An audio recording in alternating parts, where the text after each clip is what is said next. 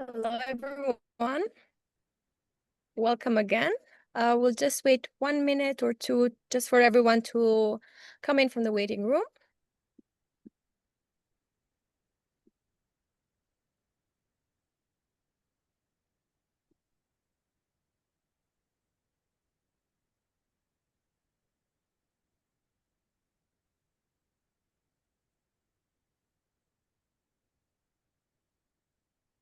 Perfect.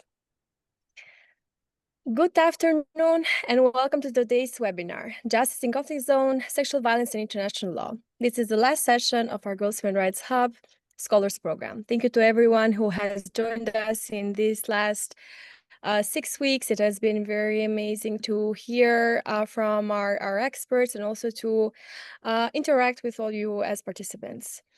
So today it's Monday, it's August 11, and over the next 90 minutes, we will examine how international law addresses sexual violence during armed conflict and the critical role of advocacy in ensuring justice for survivors. You have to think that sexual violence in conflict is not just a byproduct of war. It is a deliberate tactic, one that demands a robust legal response and unwavering commitment from the international community. We are honored today to be joined by our distinguished speaker, Patricia Sellers, an internationally recognized criminal lawyer and former special advisor for gender for the Office of the Prosecutor at the International Criminal Court. Our speaker, she teaches on the law faculty of the University of Oxford. She's a visiting fellow of Kellogg College and a fellow at the Bonavero Human Rights Center at the University of Oxford. She is the former special advisor for slavery crimes of the Office of the Prosecutor of the ICC. She served as special advisor for gender to the prosecutor. From 1994 to 2007, she was the legal advisor for gender, acting head of the legal advisory section, and a prosecutor at the Yugoslav Tribunal, ICTY.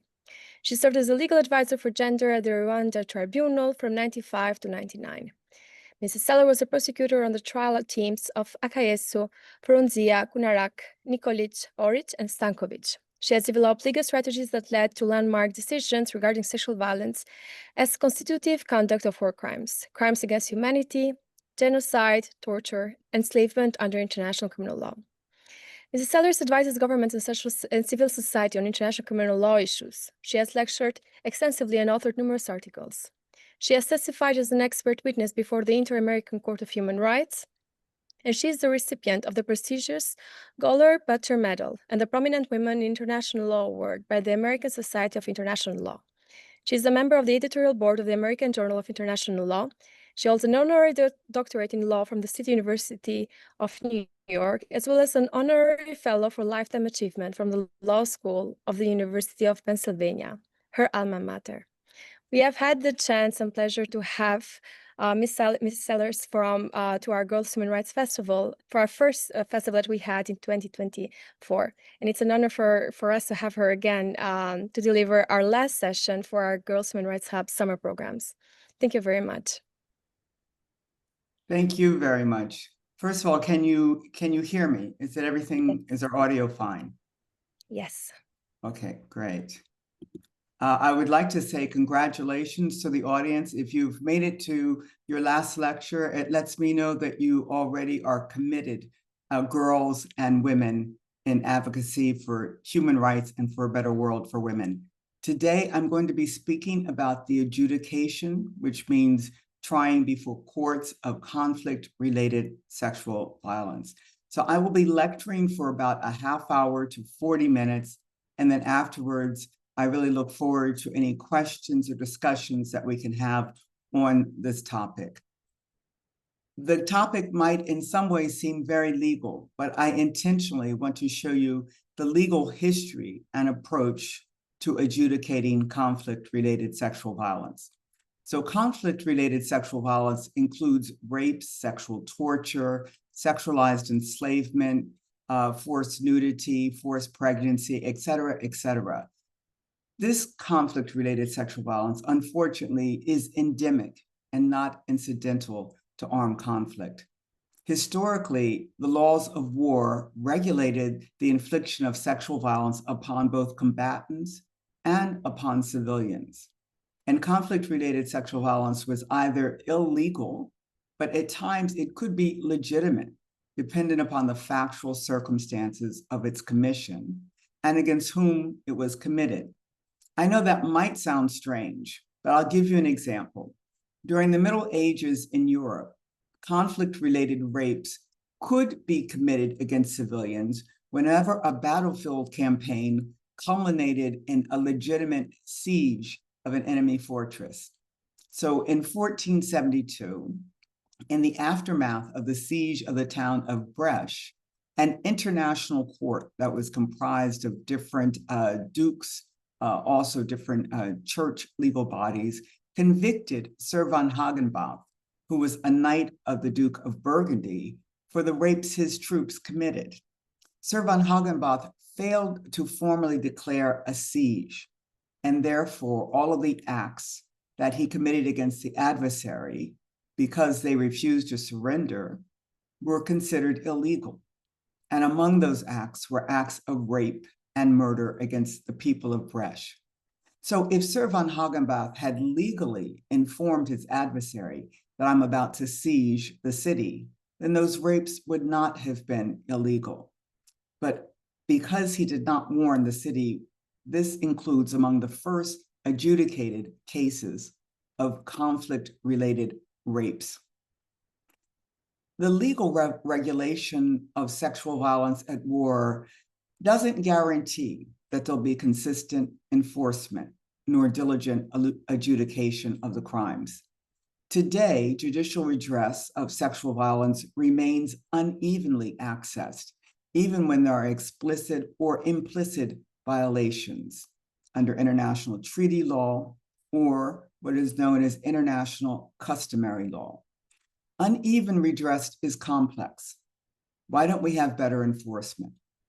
Well, first of all, we have to locate sexual and conflict-related violence, locate sexual violence within the general impunity that is allotted for most conflict-related violence or atrocity crimes. We also have to understand that there are patriarchal biases and constraints that are embedded in enforcement, including presumptions about what constitutes sexual harm and who endures sexual harms. And one obvious patriarchal constraint is that often sexual violence is deprioritized when committed against women and girls, but also when committed against men and boys. So therefore, you have fewer adjudicated cases of conflict-related sexual violence. And we're going to see this as I develop my lecture. But when adjudication does occur and judicial deliberations do prove that there has been sexual harms, you often see that the impact of those sexual harms can also have a bias, a gender bias. Another factor for this uneven redress is that there's persistent ignorance about the prevalence of conflict-related sexual violence. We might look at rapes, but refuse to look at sexual violence that could incur mutilations or that could be incurred against men and boys or non-binary persons.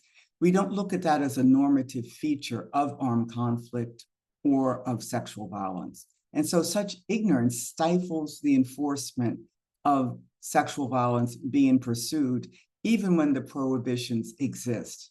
Moreover, the enforcement is often stalled or explicitly delayed by prohibiting to prescribe rapes against young children and against older women. Also, there's sexual violence in different types of war. So when I refer to non-international armed conflict, I'm referring to civil wars. At first, sexual violence was only outlawed in international armed conflict, not civil wars. Also, sexual violence was not outlawed during colonial conquest or colonial liberation until 1977. So these factors really negatively impacted upon the redress of sexual violence, but in particular for indigenous societies, for colonized people of color throughout the world, and for people who suffered in civil wars. However, jurisprudence has emerged concerning conflict-related sexual violence, and there have been trials in the past that were conducted by international military tribunals, such as Nuremberg or such as the International Military Tribunal of the Far East, And these judgments that come out of World War II foresaw aspects of trials and the jurisprudence that's rendered by today's national and international courts. So let me just very briefly talk about some of the jurisprudence that came from World War II. The International Military Tribunal for Nuremberg in the Far East, or it's often referred to as the Tokyo Tribunal, are rarely acknowledged for their deliberation upon conflict-related sexual violence. We should pay more attention to them. The Nuremberg judgment is often disparaged as being remiss of even including sexual violence. It's often complained that the Nuremberg judgment does not mention the word rape once.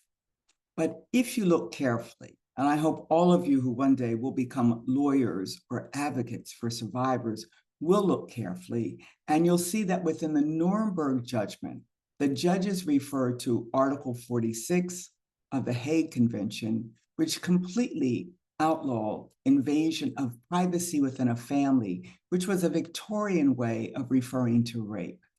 Also, the Nuremberg judgment refers to Article 3 of the 1929 Geneva Conventions, which I'm sure you've never heard of.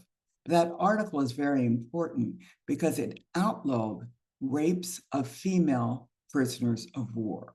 So the Nuremberg judges uncontestedly admitted egregious evidence of rapes, forced prostitution, sexualized torture, forced nudity, even sexual humiliation. All of that is contained in the Nuremberg transcripts.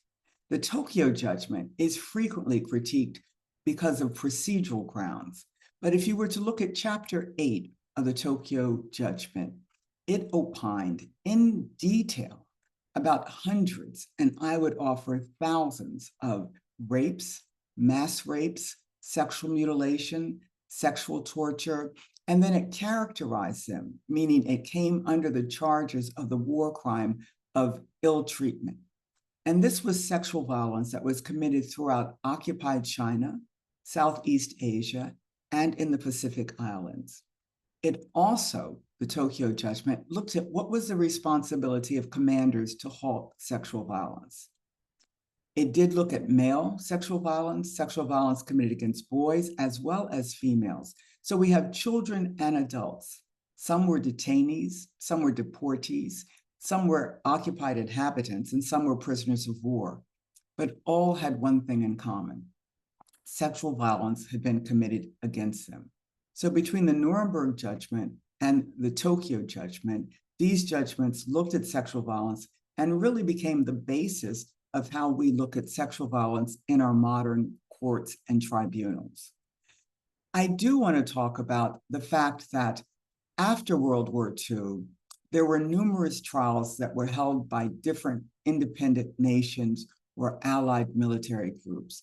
And within those trials, we have a lot of jurisprudence that today is just really overlooked, but they contain very, I would say, important gems of jurisprudence about the analytical judicial process that would finally give us the basis to have more solid legal doctrines. After World War II, there was a Cold War era, and therefore international criminal law really didn't develop very well. We had to depend upon national courts. And then after World War II, there were wars of decolonization throughout Asia, throughout Africa. This was very prevalent in the 1950s and the 1960s. But as I mentioned before, we did not look at the sexual violence that was committed during these wars of decolonization. That sexual violence was only outlawed in 1977 as international crimes. There was also the genocide that was unleashed by the Khmer Rouge in the 1970s that engulfed Cambodia. It was only adjudicated decades later. And I'll talk about the Cambodian genocide further on in my lecture. But I want to really underscore that after World War II, sexual violence did not decrease. It appeared in all the subsequent armed conflicts. So we have the Geneva Conventions of 1949 that were brought forward. And significantly, rape is mentioned in the Fourth Geneva Convention under Article 27. However, the grave breaches, supposedly the most important parts of the Geneva Convention, grave breach from the first convention, the second and the third and the fourth convention, do not even mention the word rape or list other sexual violence. So the 20th century, when I'm talking about the 1990s, probably when many of you were just born or soon thereafter or just before, it began a century that had a slightly mixed record of recognizing sexual violence, of prescribing or making prohibitions for sexual violence, and for adjudicating sexual violence. But around that time, there was a creation of what was called the ad hoc tribunals and hybrid courts. The 50-year hiatus after World War II was broken when the United Nations Security Council invoked Chapter 7 of the United Nations Charter and created the ad hoc judicial mechanisms to address two very distinct eruptions of what could be called atrocity crimes. There was the creation of the International Criminal Tribunal for the former Yugoslavia, which was established in 1993 in response to the Yugoslav armed conflict. And then there was the International Criminal Tribunal for Rwanda that was erected in the aftermath of the genocide against the Tutsis in 1994. Each of these ad hoc tribunals swiftly produced boundary-breaking jurisprudence on sexual violence as war crimes, as crimes against humanity, and as genocide. Let's go to the Rwanda Tribunal first. The ICTR, which is what people refer to as the Rwanda Tribunal, its first case was Akayesu, and it set legal precedents, meaning that it was the first time that judges interpreted and then opined upon facts and evidence that led to an outcome. And this outcome was a conviction. Firstly, it convicted Jean-Paul Akayesu, who was the mayor of a town, for genocide. And part of what he had done within the context of genocide was he instigated rapes. And these rapes were couched under Article 2 of the ICTR's statute. And Article 2 said that genocide consisted of causing serious bodily or mental harm to members of the group. And the judges interpreted that phrase, causing serious bodily or mental harm to members of the group, to encompass acts of rape and sexual violence. Secondly, the Akayesu trial chamber handed down the first conviction of rape as a crime against humanity. And it went to Article 3 of the ICTR statute that enumerated rape based upon customary law that had been enumerated prior in one of the subsequent trials after World War II. So within the first case, we have sexual violence, rape, understood as being both a genocidal act and an act that violated crimes against humanity. But Akayesu also held that forced nudity, which was often endured by both the women and girls prior to their being raped or after they were raped, satisfied another provision under crimes against humanity, and that provision is other inhumane acts. And I would be remiss if I did not note another case that came out of the Rwanda jurisprudence. It's called the Nihamana case, but it's also known as the media case.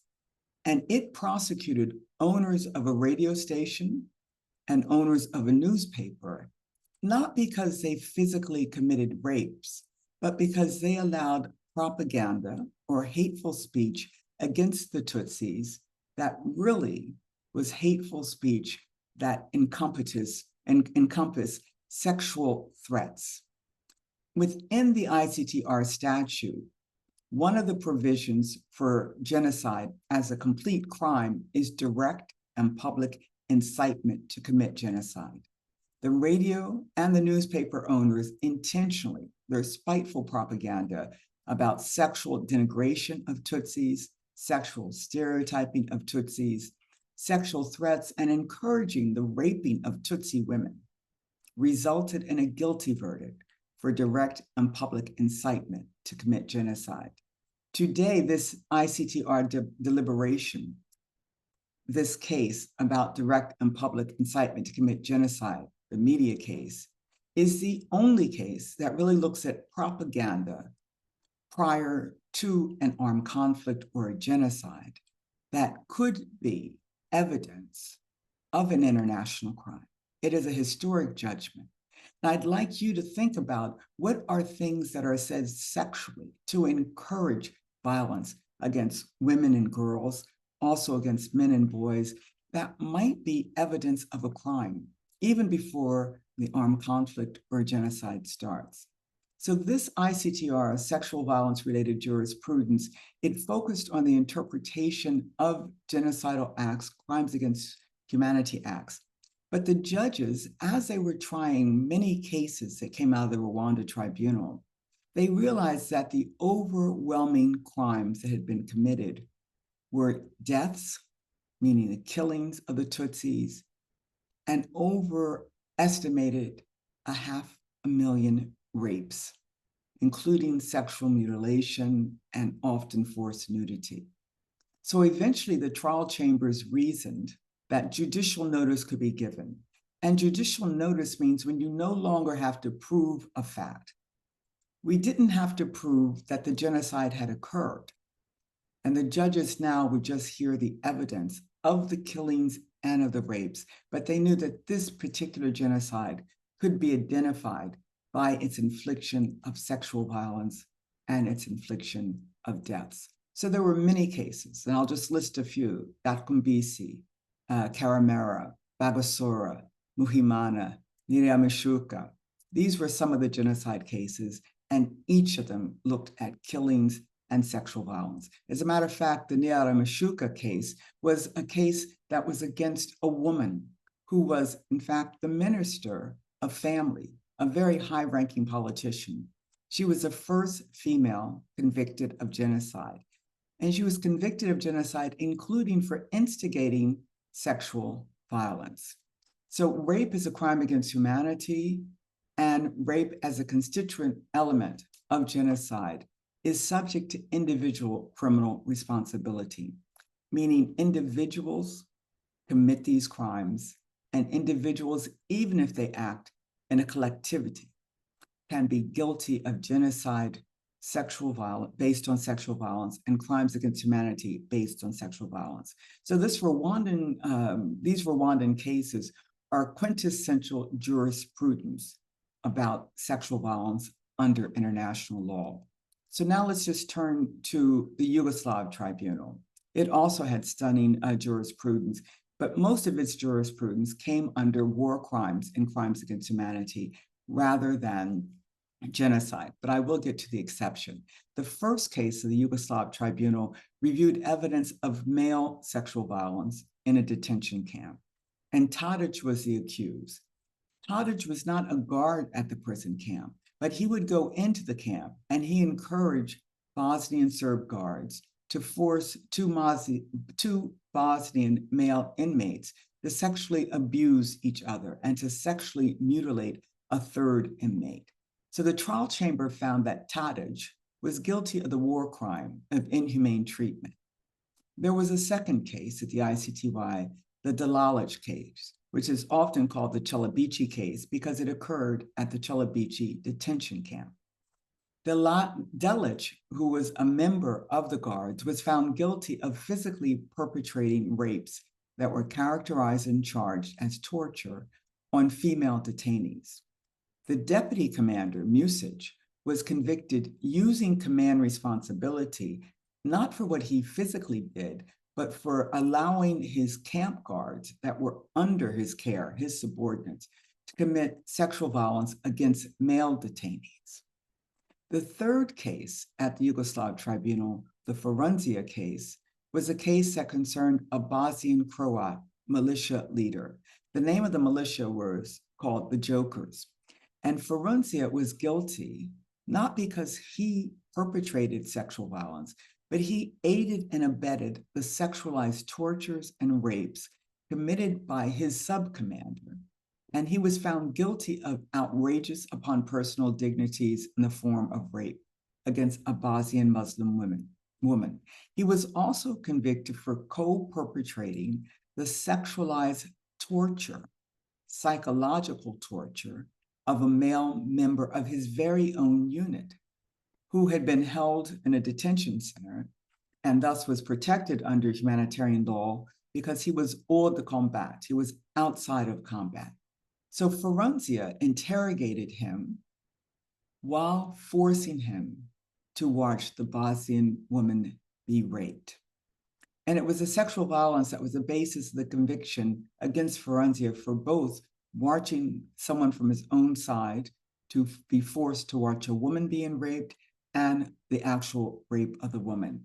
And the trial chamber, for the first time, went into detail and talked about those acts of torture had jus cogens status. And that meant that they had among the highest value in international law. The next case that I'll talk about from the Yugoslav Tribunal is very interesting. It's the Kunovac case. It's often called the Foča case.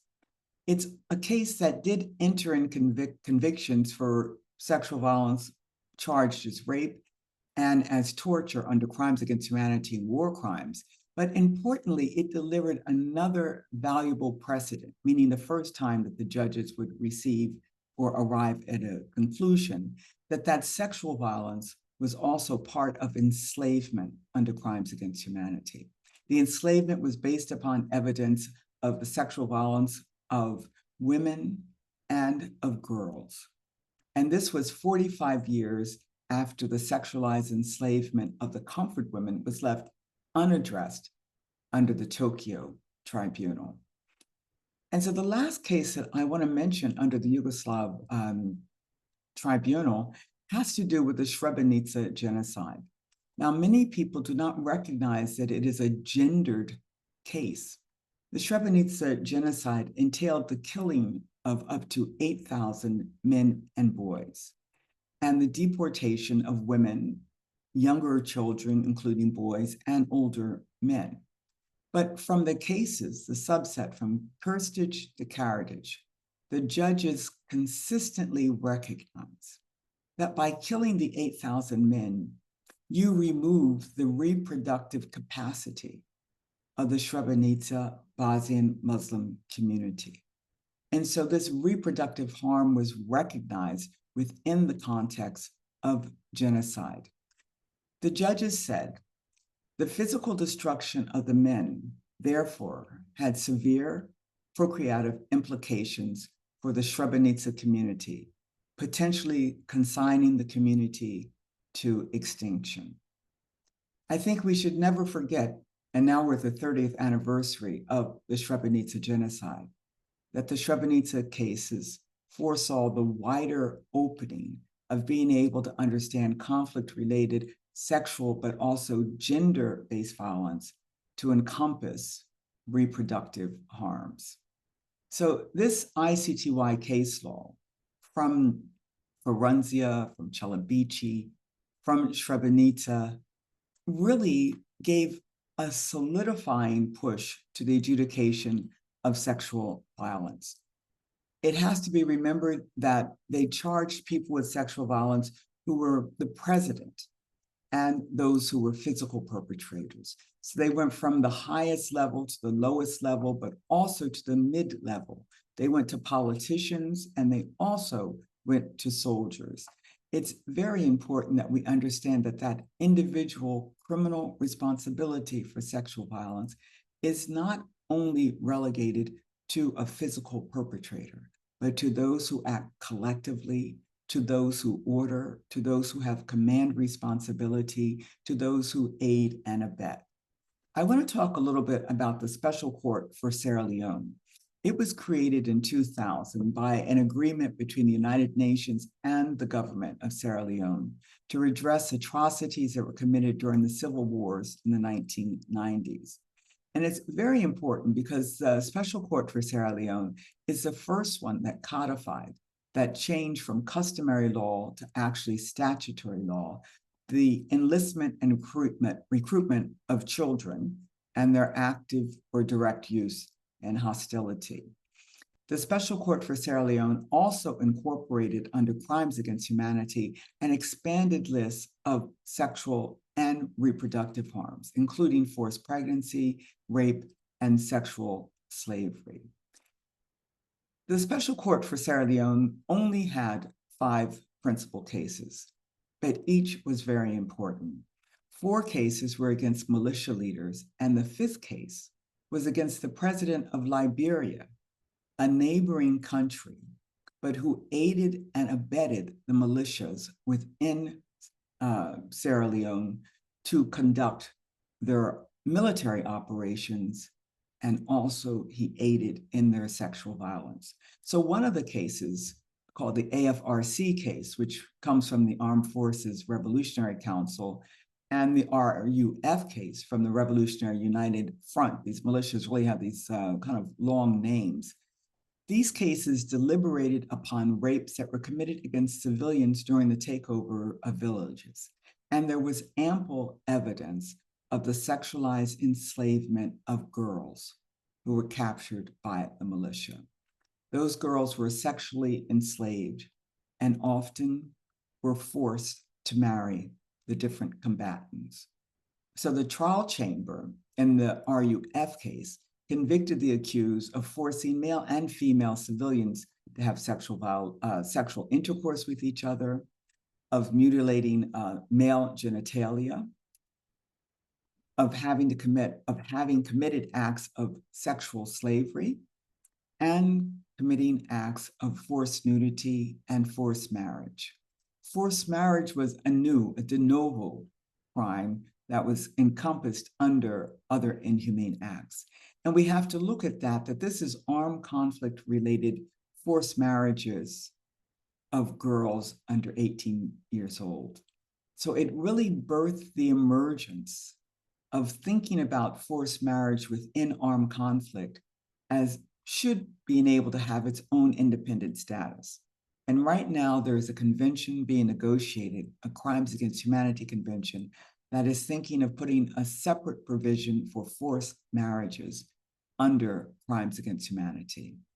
Another critical and rarely cited holding from the Special Court of Sierra Leone is understanding that because of its war crimes provision, one of the war crimes is acts of terrorism. And you usually don't hear of acts of terrorism as a war crime. But the judges meticulously examined the intentional terrorization of the civilian population that these militia groups did. And it decided that terrorization was the modus operandi, was how they operated, and that a part of that terrorization was sexualized.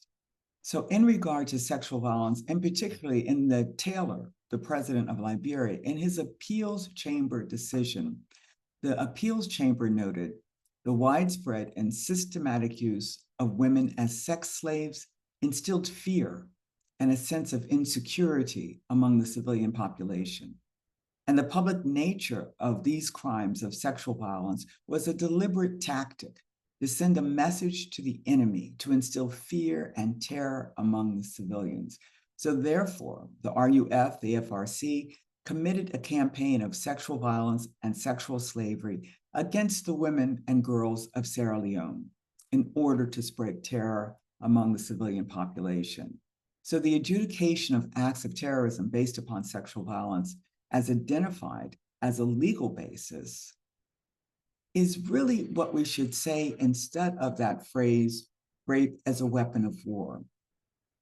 They found the actual war crime in which sexual violence, much broader than just rape, became an act of terrorization, an act of how the militia carried out their war.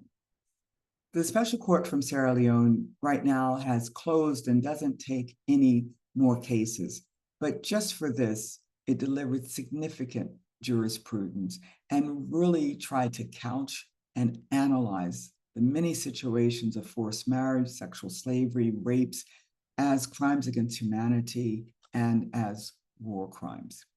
Next, let me just turn briefly to the extraordinary chambers of the courts of Cambodia that I mentioned earlier, that 25 years later, they go back to judge what is known as the genocide that was led by the Khmer Rouge.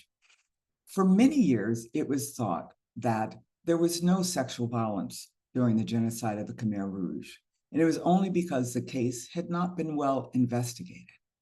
Once a sincere investigation commenced, we found out that the sexual violence that the Khmer Rouge conducted included sexualized violence while torturing. It included forced marriages where both the females and the males were victims. And it included significant numbers of rapes.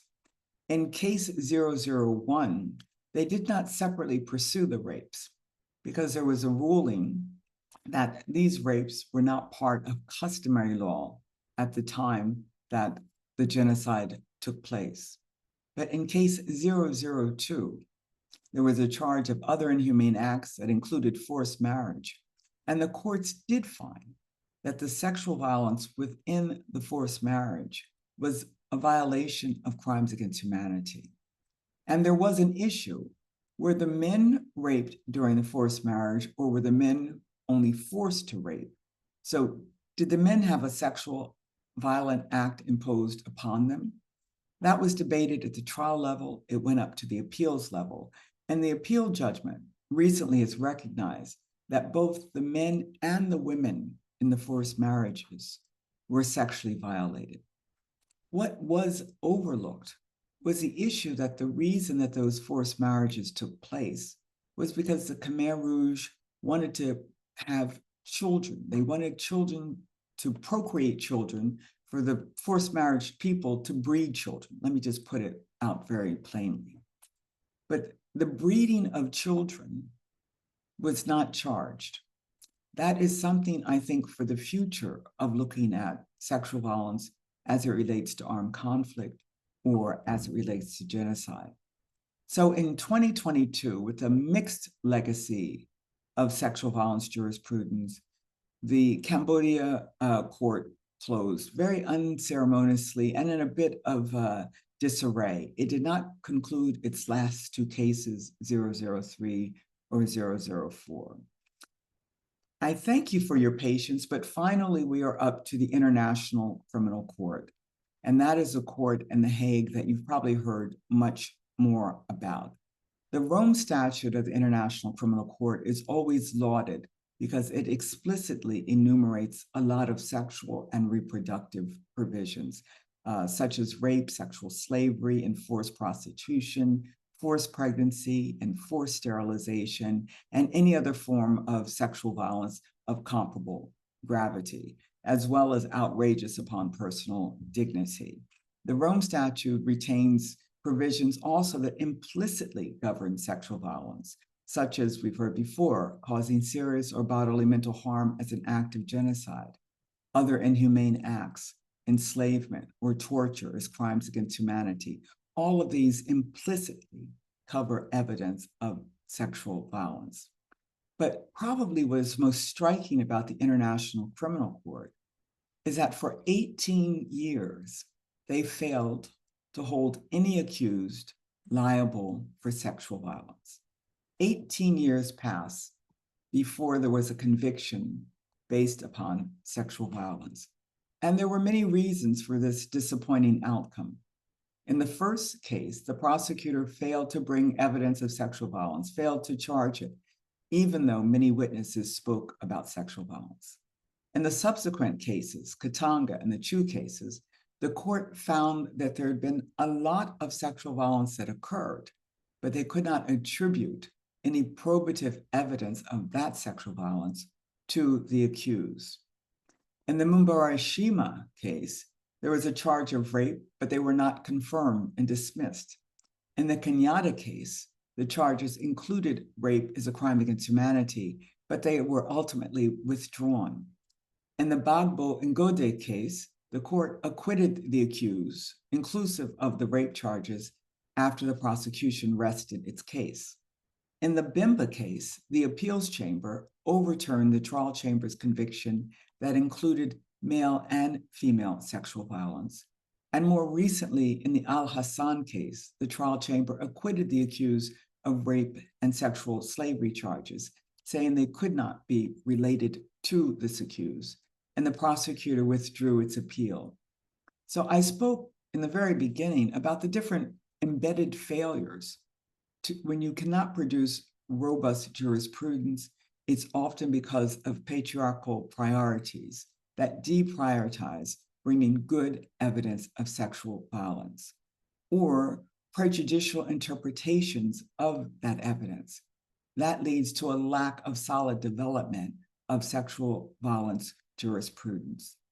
But the most assurance one can have is to have diligent investigation and astute legal submissions. In recent years, there have been 2 cases at the International Criminal Court that did deliver groundbreaking sexual violence jurisprudence. One is in Uganda. In that case, the trial chamber entered a conviction for militia members who perpetrated rape and sexual slavery against girl children who were on their own side of the conflict. The trial chamber, very importantly, recognized that rape as well as sexual slavery as having that jus cogens peremptory norm status, which means it has the highest value in international law. Another precedent-setting judgment was the Ongwen case, whereby the appeals chamber upheld the first conviction for reproductive harm or forced pregnancy as a crime against humanity, as well as sexual violence, sexual slavery, and rape. The Ongwen appellate jurisprudence confirmed these guilty verdicts that had been taken by the trial chamber. So the sexual violence that was confirmed or affirmed in Uganda and Ongwen are really now the 2 cases at the International Criminal Court that can move to the stage of a reparations order, meaning what reparations can be handed to the survivors or the victims' families for the sexual violence. These cases demonstrate that with really assiduous deployment of investigation and legal submissions, there can be accountability for conflict-related sexual violence. Hopefully, it will persist. But there are upcoming cases, the Al-Haman case, the Darfur case. Hopefully, there will be other cases that are bringing forward evidence of sexual violence. The case of Central African Republic, I will have to confess, it came out recently. I haven't fully read it or grasped its holding, so I won't pronounce upon it. But in addition to case law, the Office of the Prosecutor of the International Criminal Court has issued successive policies that address sexual violence and gender-based violence. There's a policy on gender persecution, the policy on gender-based crimes, policy on children, the policy on slavery crimes, and the policy on complementarity and cooperation. These policies endeavor to strengthen the skills of the investigators and the lawyers and to inform national courts so that conflict-related sexual violence can be presented and that it can be a successful presentation of the evidence. The International Criminal Court relies heavily not just on cases before it, but cases that come before national courts, not only to be able to use its jurisprudence, but also so that the national courts and the international courts can develop doctrinal bases for sexual violence. So let me just mention very briefly where some of the national jurisprudence is becoming not only stunning, but is in partnership. There are the Bosnian courts, the Guatemalan courts, the Ugandan courts. In the Netherlands, there are cases in the Democratic Republic of Congo.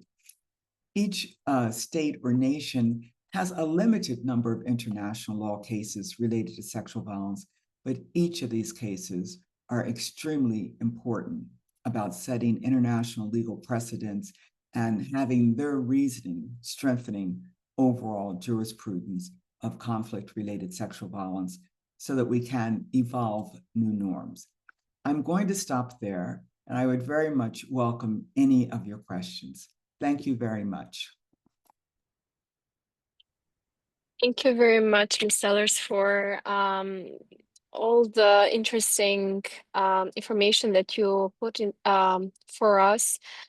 I'm certain that for the majority of you that are attending these sessions, a lot of these cases are quite new.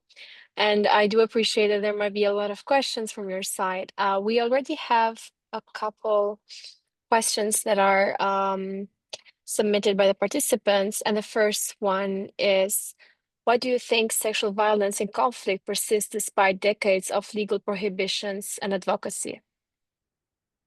Well, I think that's a very good question, because there seems to be a patriarchy that's just built into every society. And we know that when armed conflict occurs is when killing can become legal. But I also think that the corollary is that other crimes, not that they become legal, but they become more frequently inflicted. And unfortunately, sexual violence is one where the rates of sexual violence just tend to explode when armed conflict occurs or when genocide occurs. I think it has to do with the patriarchal bias, not just against women and girls, but how sexual violence in and of itself is a way to denigrate a human being. And so therefore we see prisoners of wars who could be males who are denigrated sexually, but we often see girls and boys denigrated sexually because the perpetrator, often a soldier, but also, as I said, they could be politicians. They have power over those they deem to be vulnerable, and sexual violence is inflicted upon the powerless.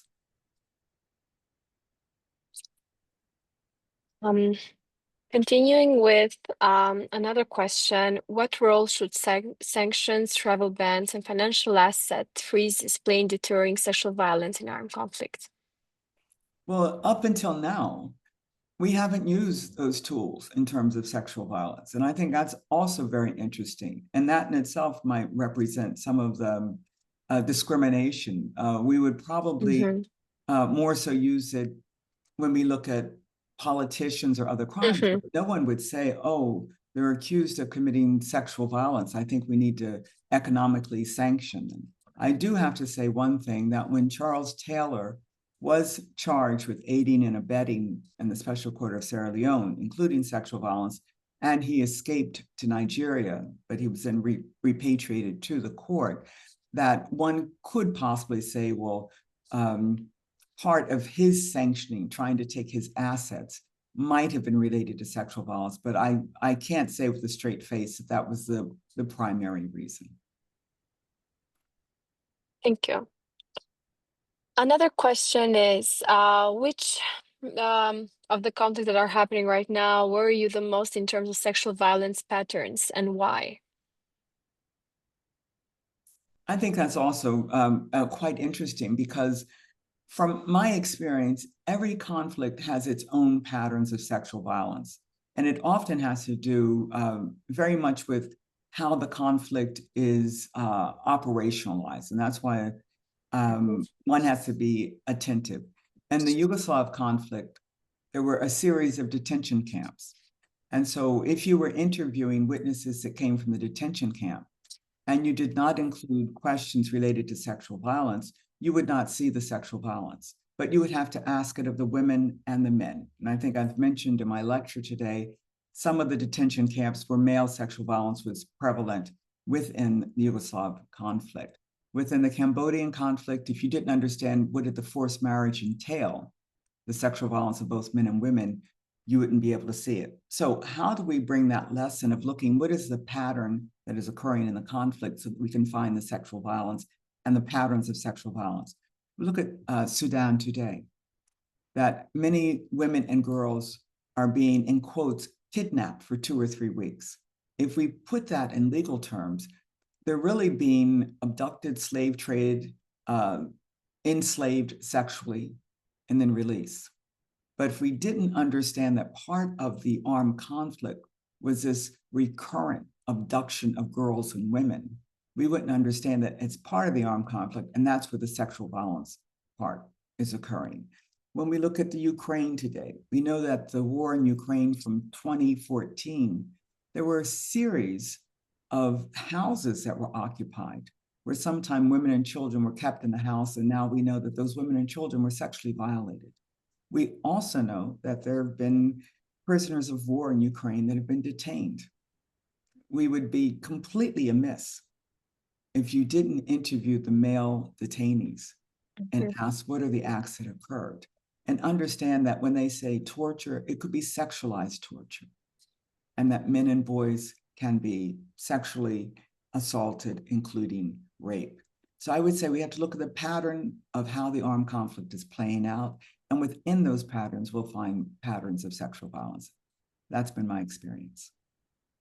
Thank you very much. You remembered something on me that happened quite recently in Kosovo. Only in the last couple of years, male victims have come up and said that they were victims of rape as well. Although it was recognized that women were raped, but never men, because of the whole social and patriarchal values that were influenced on them. They never accepted it outside their families, or sometimes even not to even their family members. And there was this wave quite recently in the last year or so that Yes. they had the guts to go and say that. So it's a very interesting take, and something that we should always take into consideration, that not only girls and women, but also men and boys. Yeah, can I say something about that? Because it occurred in Kosovo, it occurred in other parts of Yugoslavia, and it has to do with, in some ways, the detention nature of the armed conflict, that men were held. And I think it was about 5 or 6 years ago, I was training prosecutors and investigators in the former Yugoslavia, and they were also in both Serbia and Bosnia. They were also commenting on that now the men are coming forward, and that many of the men waited until either their spouses had died or their children were grown, or they did not want to go to their graves without telling this. And so I've often heard in my career, oh, the problem with women coming forward, women don't talk, you better break the silence. Compared to men, women rush forward. And I think that we need to understand how do we open up an atmosphere that if we really want to prohibit and address sexual violence and armed conflict, we have to know how to do the sexual violence that's occurred against male and females if we're intent about really getting rid of sexual violence and armed conflict. Very good take. Thank you so much. And there was a question related to Sudan as well. So in wars happening now, like in Sudan and Palestine, sexual violence is still being used as a weapon, as you just said. How can the international community make sure these crimes are recorded and punished when it's so hard to get evidence and bring cases to court? So the issue of evidence in sexual related cases. Well, I think the issue of evidence is not always as hard as we, if we go in with the mindset, oh, it's going to be hard, I won't be able to do it, we stop ourselves before we begin. So True. as I said, one thing is, why don't we look at the nature of the armed conflict? How are people moving around? Where are people? How do we understand sexual violence? I mean, do we only look for rape? Do we only look for evidence if the person tells me that? Or do we look at circumstantial evidence? Do we understand that forced nudity is sexual violence? How many prisoners are told to remain nude for 2 days? We also, I think, can more fully understand that today with open source material. People have phones.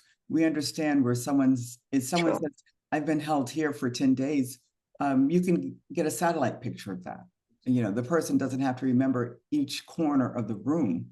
You can have some corroborating evidence, although corroborating evidence is not necessary in sexual violence. There are specific procedural rules for sexual violence that understand that consent is vitiated, means it's not material if there's been abuse of power, if there's been coercion, if you are unable to give genuine consent. It's not the evidentiary rules that you have back at home about recent complaint and running back and forth. The other thing is now we understand, like such as in instances of Gaza, there has been writing about gender-based violence that relates to reproductivity, the bombing of maternity hospitals. How are women who might be pregnant be targeted? And as I mentioned with Cambodia, we often don't look at the breeding of children that occurs at times during sexual slavery. But what about newborn children? How do we relate the ability of women who can no longer give breast milk because they're under the terrorization of war? Is that a gender-based crime, as well as looking at some of the sexual aspects? So I think by enlarging and understanding the full range of reproductive harms that occur with gender-based harms and sexual harms, and the evidence is probably almost overwhelming when you understand what you are looking at. And if I recall, the ICC has recently also done the eyewitness program that they are actually leveraging technology and getting evidence from the people that go there. So I think the people that are usually in conflict areas, they can submit evidence of things that are happening. But as you said, now there is an abundance of testimonies and evidence, and there is a lot more work to scrutinize and separate what is reality or not. So that is also a challenge, I would imagine, from the points of the prosecutor and the courts. We have a comment from Xiomara. This has been absolutely heartbreaking to hear. Thank you for all you do. What would you say are the most effective strategies, legal, political, and social strategies to significantly reduce the occurrences of using rape as a weapon of war in armed conflict? I think the first thing that everyone has to be absolutely in agreement with, on the same page. There is no justification ever for sexual violence, and no justification during armed conflict, period. Okay, we know that it is per se illegal. And then we have to understand, as I said before, the breadth of sexual violence. So we cannot rely on someone saying, well, they didn't rape the women who were 21. Okay, well, that's such a very small focus on it. Were they doing, such as in some armed conflicts, checking whether girls who are 11 and 10, are they menstruating, so that they could become sexually violated as bushwives? That's sexual violence. So we have to look at the 11-year-olds and the 12-year-olds. We have to look and see if the young boys are being sexually socialized when they're in militias, so that they grow up and their first job is to try and abduct young girls, present them to their commanders, and then they're rewarded how? Eventually by being able to rape captive girls and females. We have to understand gender-based violence, such as in the Yazidi case, where they killed the men first, and we've talked about the gendered nature of killing the men, and then they killed the women who were postmenopausal. Okay, that's a gender-based violence based upon the sexual reproductive age of women. And then they captured the women and sexualized their enslavement and kept the young girls and boys, and the girls eventually also became under the agencies of sexualized enslavement. So how do we stop and deter it? We understand what the violence is, and we understand that not 1 ounce of it, whether it be physical or psychological or against the community, is legitimate, and we demand its redress and eventually its reparations. And that's why I was very happy that the Ntaganda case and the Ongwen case are finally getting to the stages of reparations, so we can talk about reparations in sexual violence, and not just, how do we get there? How do we get to the very end so that people can start reconstructing a life? Thank you very much for your answer, Ms. Sellers. There is a question from Sarah. Given the shift from traditional battlefield wars to contemporary conflicts, but in densely populated civilian settings, such as in Gaza and Sudan, has the nature of conflict-related sexual violence also changed?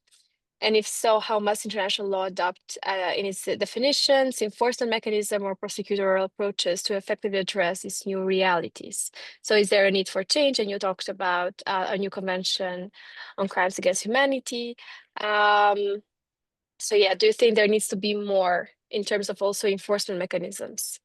Yes, well, I think, first of all, we need to have permanent enforcement mechanisms. The International Criminal Court can act as one, but every country should belong to it, as opposed to certain countries who don't come under its jurisdiction.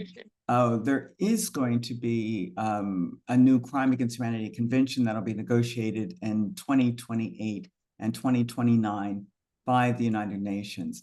And so when we look at sexual violence and gender-based violence, what can we see in that potential convention that we don't have right now? Well, there are at least 3 or 4 very gendered focused issues that are coming up.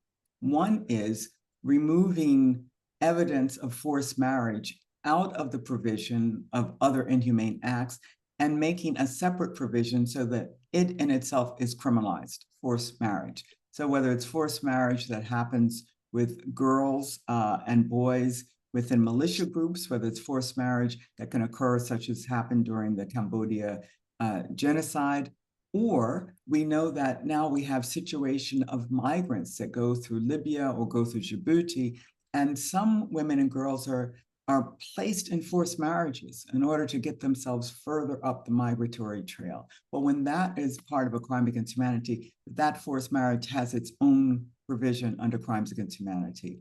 Another provision that's being advocated for is gender apartheid under this new convention, so that to look at situations, and a lot of the initial factual basis is coming out of the situation in Afghanistan. Is what occurring to women and girls in Afghanistan really the equivalent of apartheid, but based upon gender? And will there be a provision for gender apartheid in the new convention?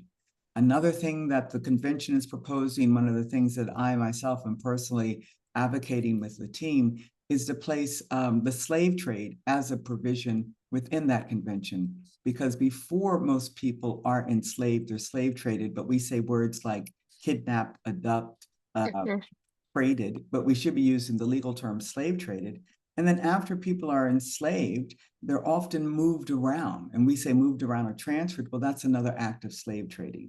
And what we find with children who are recruited, we see that when they're posted to a new unit, the child soldier is an enslaved child. We have to understand that there's no such thing as a child soldier. We have enslaved children fighting in armies. And every time they're posted around, they're slave traded again. But what we also have to understand is that women and girls are purposely slave traded or kidnapped in for sexual services. And every time a fighter dies, and they're assigned a new fighter, such as in the Yazidi case or in cases in Uganda, that's an act of slave trading, and often based upon their reproductive potential and their sexual potential. So this new Crimes Against Humanity treaty has a way of moving sexual and gender-based violence even further within our legal culture so that we can prohibit and redress certain acts. And talking about terminology, we have a question that says, acts such as forced marriages and enforced prostitution are essentially sexual slavery. There's a question mark. Yeah. So I think the first is, do you agree? Do you think using words such as marriage reduces the gravity of the offense? Also, the word prostitution suggests that the woman or girl has agency or is complicit in some way. Isn't this type of language problematic? Well, I personally, in my personal thought about this, I don't like this word prostitution, okay? And it's because there's supposed to be a benefit. I believe that those are enslaved people. And what we should understand is that sexualized enslavement, not sexual slavery, but the sexualized nature of enslavement is very broad and has always been very broad. I think lately we've kind of reduced it. So if someone is engaging in forced prostitution, it means that someone else is exercising powers of ownership over them. That's why they're engaging in forced prostitution. So they're an enslaved person. And if someone is being able to be forcibly married, more than likely they're enslaved. And being brought to be forcibly married is being slave traded. The reason I don't like the terminology of marriage is that sometimes, and I've written about this, that we use euphemisms. to really couch criminal activity. And probably the most famous one is the comfort women, as opposed to the discomforted women. There was nothing comfortable about being a comfort woman. Forced marriage, these are not marriages, they're situations of enslavement. Child soldiers, that's not a soldier, that's an enslaved child. So I would hope that we'd be very, very conscious of our vocabulary. I'm trying to find a new word because I don't like using that term, bushwives. They're not a wife in the bush, they're an enslaved female. So please help me with my vocabulary. If you have any suggestions, please send them in.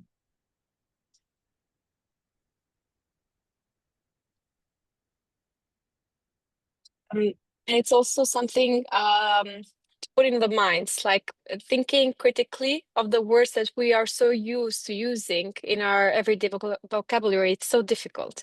So it's like mind-blowing that to have the mind think that, yeah, why are you thinking child marriage? No, it shouldn't be. So very, very interesting. Ping pong with brain exercise.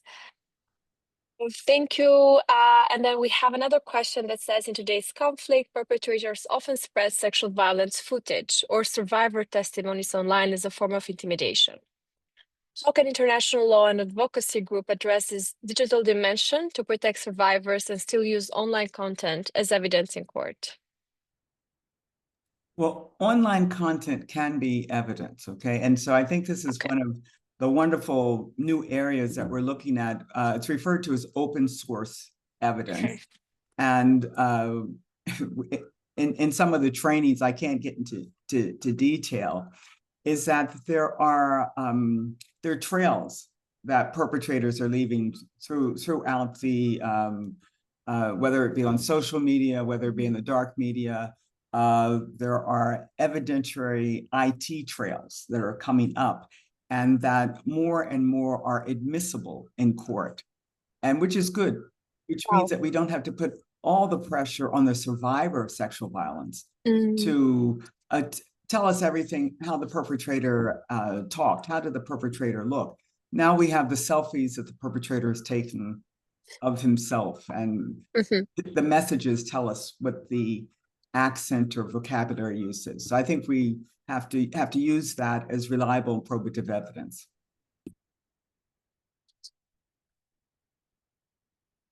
And this is a new level of narcissist behavior that potentially it will lead to them being held liable at the International Criminal Court. So that's kind of stupid, but anyhow, this is a new level of narcissism.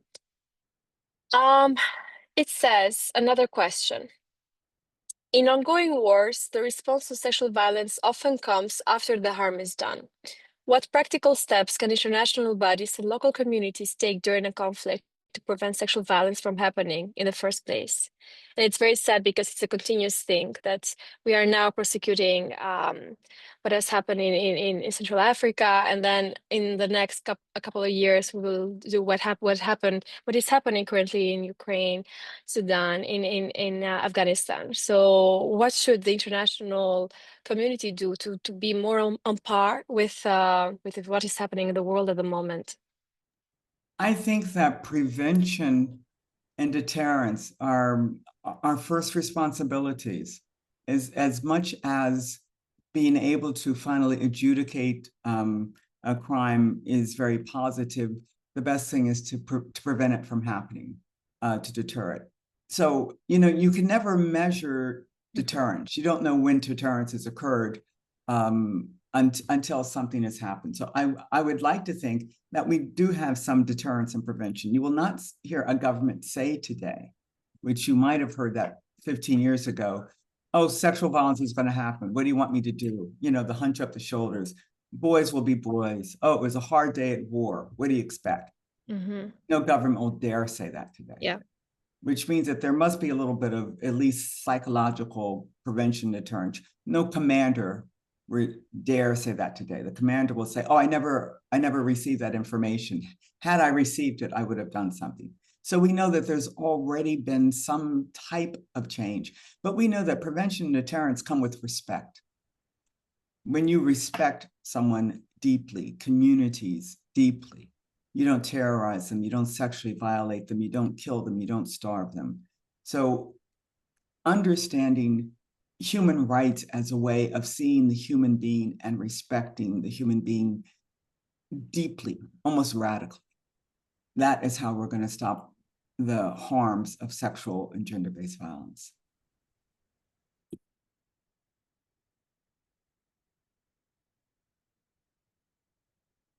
And we go to the last questions. I have one from Maria and one from Silmara. I'm going to read Maria's first. And it says, how do you, can you explain more about the attribution aspect for prosecution of sexual violence? I know for other aspects of international humanitarian law, it is really hard to prove the link between the perpetrator and the act, also considering that there needs to be proof that there is sufficient link of the armed conflict. She's absolutely right. When I've discussed that it took 18 years to have convictions at the International Criminal Court, it was not because the sexual violence had not occurred. It was how do you establish the link between the accused who is in court and that sexual violence. And so let me give you two examples.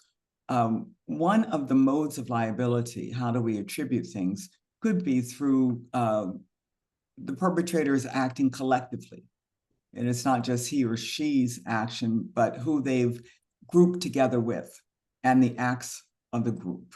But then establishing whether the group's purpose was to commit sexual violence or not can be very difficult because no group is ever going to say, oh, yes, we came here to commit sexual violence, right? And the other way that is very difficult is with command responsibility, because a commander is responsible for the actions of his or her subordinate, and they are supposed to prevent, and if they can't prevent the act, they're supposed to punish the act. But those are the acts that they knew or should have known or reasonably known. So how do you prove that a commander knew or should have known that sexual violence would occur? Well, one could look at pattern evidence. So let me just take a hypothetical. In the case of the Yazidi, we know very well that there were policies on what you could do and could not do with your sexually enslaved woman. I mean, there were actually policies written down, and then how do you transfer that person when the fighter dies? So it's very difficult for a commander to say that they didn't know or couldn't have known because they were written down policies. But what do you do in militia groups where they don't write down their policies, but everyone really knows how it functions? Who is assigned, in quotes, a wife? Who was assigned? And so you have to look very closely at these different patterns and say, well, commanders knew or should have known. And commanders were present when certain acts of other commanders were taking place, and never went against them. And so it's by showing different patterns of evidence as well as the evidence that you can certainly break down some of the linkage. But that has been the difficulty, not proving the sexual violence, but the link to the accused. Thank you very much, Ms. Sellers. And it reminded me of, there's a series on YouTube, educational one, that says the history of dictators throughout the history. And it is very funny because each dictator that passed and followed, they learned from the mistakes of the previous dictator in some sort of history. Are you seeing that they are learning from, let's say, from the cases that have been tried right now at the ICC for the last decades, that they would know, for example, oh, wait, as at least for the people in command, that these are the trails that we shouldn't be leaving? Like, do you sense this as the ICC prosecution, or they really do make mistakes? Well, sometimes you sense that, but then you sense something else. And I'll do a hypothetical again, such as if you're in a situation in Syria, and when you look at the Syria detention centers, we know there's an extremely high level of male sexual violence that's gone on. You can see the patterns of the type of sexualized torture. And we know that when women would come to see male members who they thought might be in the detention centers, that they were often sexually violated. And you will almost want to ask yourself, how do I have so much information? It's so open and notorious.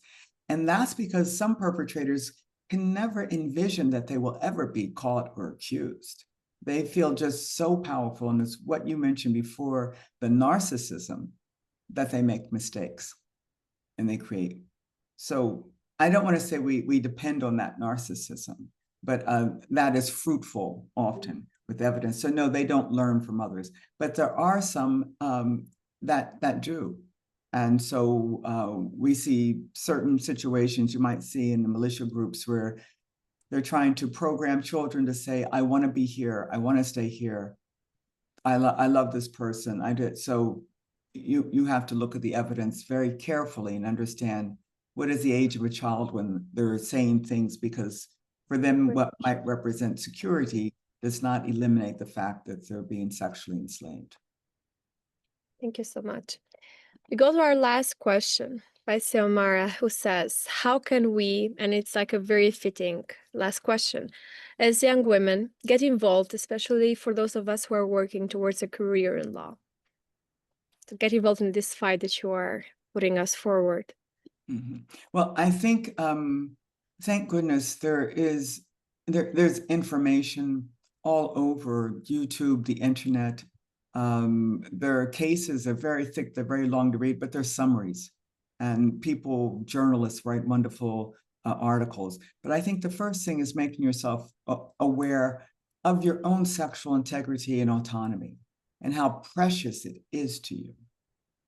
And to understand that destroying that or attempting to destroy that is just per se dehumanizing, and therefore international law has made it illegal within the context of genocide, crimes against humanity, or war crimes. And then going out from your own human basis, and then get involved. If you're going to be a writer, start reading and writing on it. If you want to be a lawyer, start understanding what are different legal arguments that come forward. If you want to be an investigator and you like the puzzle of, taking apart a crime and getting evidence, I encourage you to run and do that. That might happen in cyberspace, that might happen on the ground. There are so many ways to be involved. If you're going to be a policymaker, make sure that this is part of your policy. These are red lines and no-go lines. So 8,000 ways to get involved. Thank you so much. Thank you so much, Ms. Sellers, for being here with us. It has been such an honor and pleasure to learn so much on international law, international human rights law, criminal law, at the ICC, to other tribunals, on the cases related to the gross human rights violations. I think I talk on behalf of everyone that it has been such an insightful session. Thank you very much. My absolute pleasure. Best of luck to all of you. Thank you very much.